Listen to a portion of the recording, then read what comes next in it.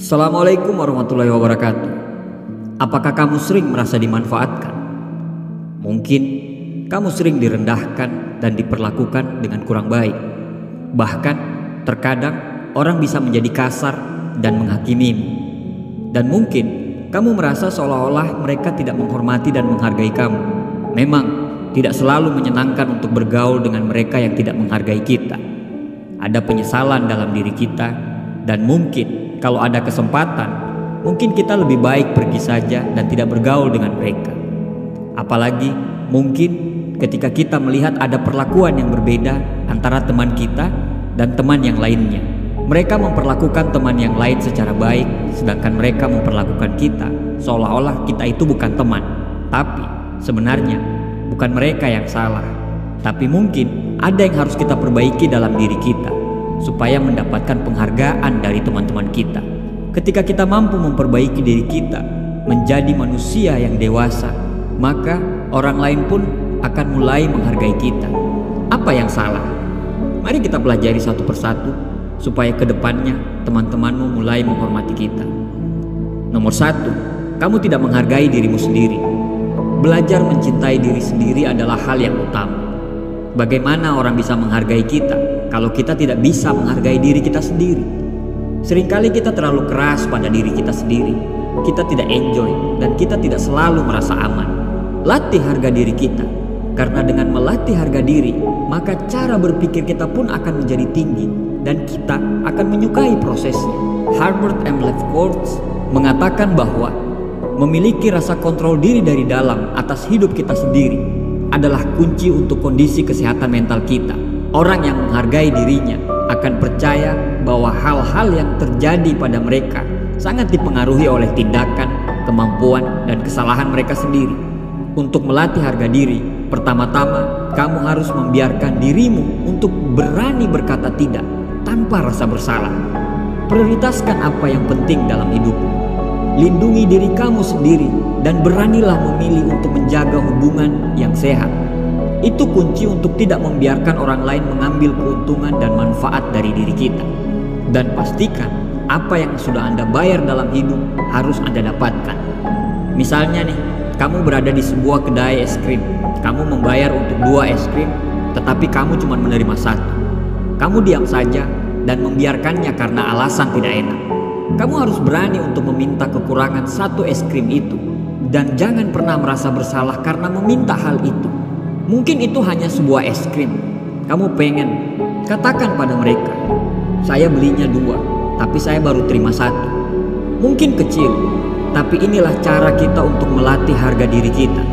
Kamu harus menghargai diri kamu sendiri lebih daripada orang lain. Yang kedua, kamu tidak menetapkan batasan. Penting kita untuk menetapkan batasan pergaulan kita yang jelas antara diri kita dengan orang lain. Misalnya, temanmu sering datang ke rumahmu untuk nonton film. Kamu senang dan peduli dengan teman-teman kamu. Tapi, mereka bukan tipe orang yang suka menghargai tuan rumah. Mereka meletakkan kaki di atas meja, sedangkan kamu sebagai tuan rumah tidak pernah meletakkan kakimu di atas meja. Mereka merokok sembarang, sedangkan dalam rumahmu tidak ada yang merokok. Mereka makan dan meninggalkan sampah di mana-mana. Apakah mereka menghormati kita? Ya jelas tidak tampak mereka menghormati kita. Apa yang harus kita lakukan?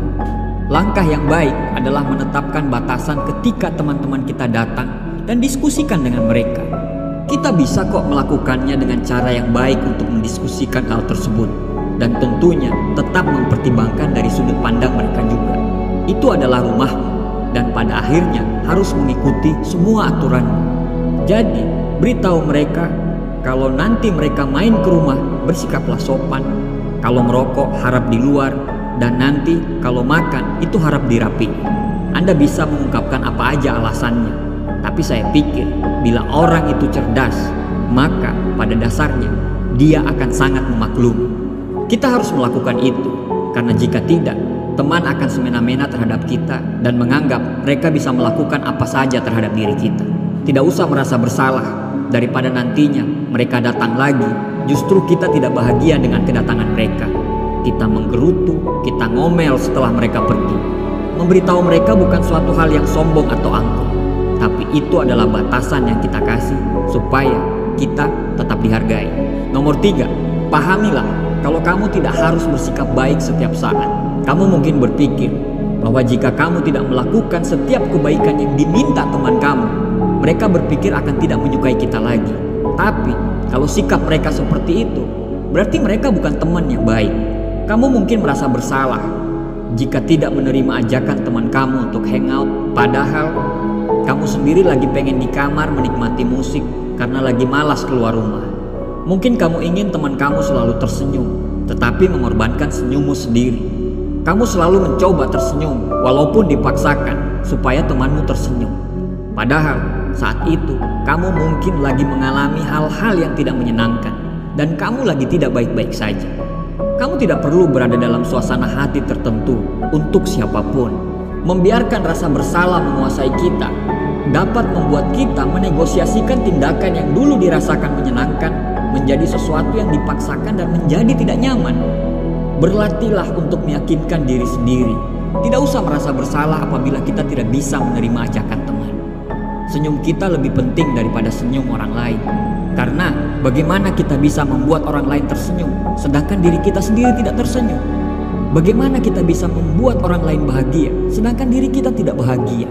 Kita hanya manusia, kita tidak bisa menyenangkan semua orang. Nomor 4, mungkin kamu terlalu sering minta maaf. Apakah kamu sering mendapati diri kamu untuk selalu minta maaf, bahkan untuk sesuatu yang bukan kesalahan kamu? Meminta maaf itu baik, tapi kalau selalu minta maaf, bahkan itu bukan kesalahan kita, mungkin ada sesuatu yang tidak beres dalam diri kamu. Kamu mungkin mengatakan hal tersebut supaya tidak dinilai jelek di mata orang lain. Tapi tentunya, maaf pun ada nilai dan bobotnya. Jika kita terlalu sering minta maaf, lama-lama cerita kita mungkin akan dianggap biasa aja dari orang lain. Dan lama-kelamaan, mereka tidak akan terlalu percaya dengan permintaan maaf kita. Dan sayangnya, permintaan maaf yang berlebihan kadang dapat memberikan kesan kepada orang lain kalau kita orang yang gampang tunduk. Cepat atau lambat, mereka akan berasumsi kalau kita gampang sekali untuk disalahkan. Ada beberapa hal yang biasanya kita tidak perlu minta maaf. Jika tidak ingin berbuat baik, jangan meminta maaf. Kalau kita tidak melakukan apa-apa, katakanlah maaf ketika maaf itu betul-betul diperlukan. Tetapi sadarilah bahwa kita tidak perlu terlalu minta maaf kepada orang, apalagi itu bukan menjadi salah kita. Nomor 5, bahasa tubuh yang tidak menimbulkan percaya diri. Percaya diri adalah kunci, itu yang sering kita dengarkan. Dan itu sangat benar dan masih applicable sampai saat ini. Jika kita ingin mendapatkan rasa hormat, cara yang paling baik adalah memperbaiki bahasa tubuh kita. Tunjukkan pada orang kalau kita memang tidak bisa dipaksa. Secara harfiah, sikap yang kuat dan postur yang baik tidak akan membuat Anda gampang jatuh tertabrak apabila berpapasan dengan orang. Jadi, gunakan postur yang baik dan berdirilah dengan tegak. Lakukan kontak mata yang baik saat mendengarkan orang lain bicara. Menyilangkan tangan sering dianggap sebagai sebuah sifat defensif. Jadi yang terbaik adalah santai saja. Angkat kepalamu tinggi-tinggi dan pandang ke depan. Amati keadaan sekitar, jangan takut melihat orang lain. Perbaiki penampilanmu. Walaupun ada peribahasa mengatakan, don't judge the book by the cover. Akan tetapi, pada kenyataannya, orang pertama kali menilai kita dari penampilan kita. Jaga postur diri kita. Pertahankan kontak mata kita.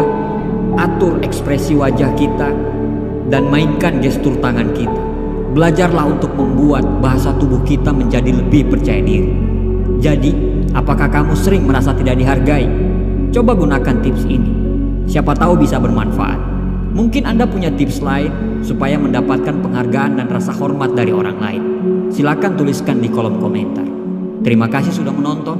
Assalamualaikum warahmatullahi wabarakatuh.